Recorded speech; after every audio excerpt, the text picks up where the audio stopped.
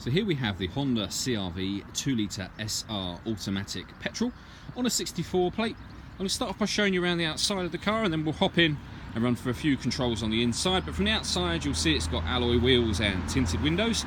Let's start off inside the boot and then work our way around the rest of the car from there.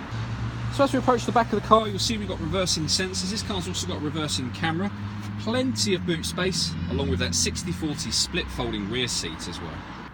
Okay, so we're just going to work our way back round to the front of the car now, and then we'll hop in and run through some controls on the inside. But now that we've done a full circle of the car, you can see that it's in a lovely condition the whole way round. Just briefly before I climb in, I think it's well worth seeing the interior from this exterior point of view. You can see you get half leather seats. There's plenty to run through on the dashboard, so let's hop in and we'll do that now. Okay, now that we're inside the car, we're going to start with the dials. On the left-hand side, we've got the rev counter. We have the speedometer in the middle, and then on the far right-hand side, we have the fuel gauge and coolant temperature gauges.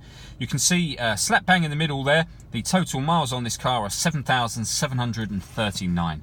You can change the information that's displayed just above that by using buttons on the steering wheel for various different bits of fuel economy info and trip computer information as well.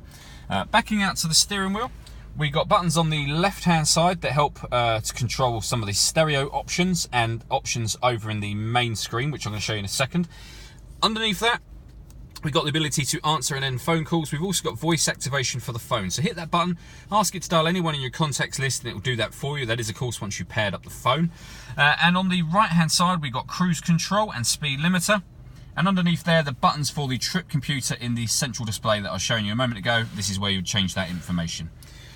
Over on the central screen, first of all, you can see this car's got DAB digital radio. It also has AM and FM radio as well. And in terms of other ways to listen to music in this car, you can see the FM radio, DAB. You've got a CD player.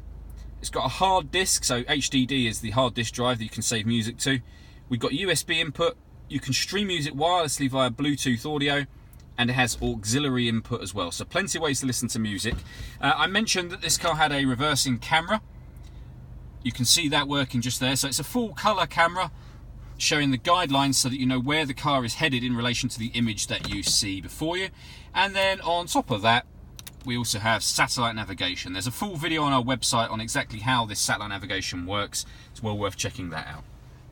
Beneath that, we've got dual zone climate control. So you can adjust the temperature on the passenger and driver side independently. Fan speed up and down just here.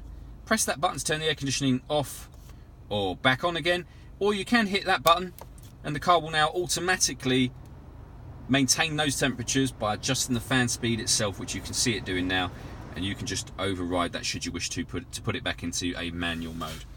We then have the fully automatic gearbox. Beneath that, we got driver and passenger heated seats and a 12-volt charging socket. And all the way back in the central armrest, we've got the USB input, we've got another 12-volt charging socket and the auxiliary input as well.